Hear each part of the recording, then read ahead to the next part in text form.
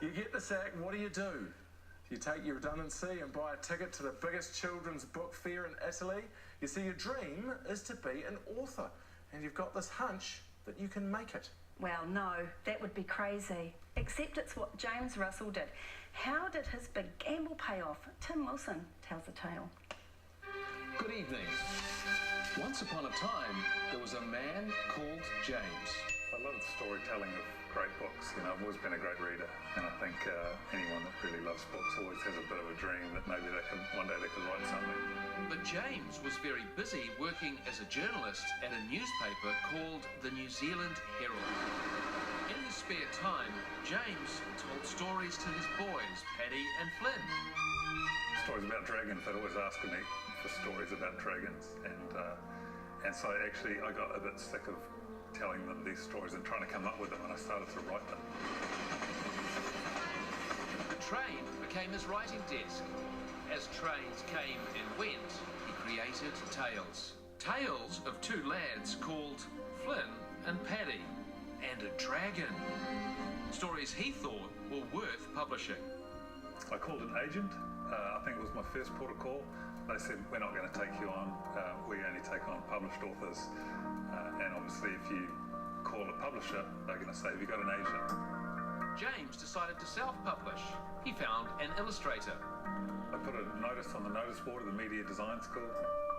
As for printing, well, you can do that in Hong Kong for cheap. 2,000 at about $5 a book, all requiring extra know-how.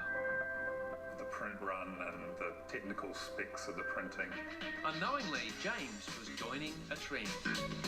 Between 2014 and 2017, the earnings Amazon paid the top 5 publishers dropped by almost half. Money picked up by self-published authors. But self-publishing means challenges like warehousing and distribution. The logistics department is my garage downstairs where I have thousands of books. 5,000 actually, stacked around the lawnmower. Besides an amazing story about dragons and boys, you also have to have something different. Something like, say, augmented reality. It was a business decision. Add to that hustle, which is why James hit the schools, rustling up customers. It was pretty creative how the book comes to life. I really liked how we acted out all the funny stuff and all the scary stuff. If the children can hear an author speaking about their work, they're far more likely to read it. Booksellers will tell you that self-publishing is mostly worst-case scenario. Possibly your friends will buy 6-10 copies and you end up with 190 under your bed in your bedroom. James didn't have enough income to go it alone. He needed to keep working at the Herald. I would spend every lunchtime on the phone ringing bookstores, and then every night I would sit back down at my computer and work till midnight. But then something terrible happened. My boss said, will you come to my office? And I'm sorry, you're losing your job. So I thought, what am I going to do?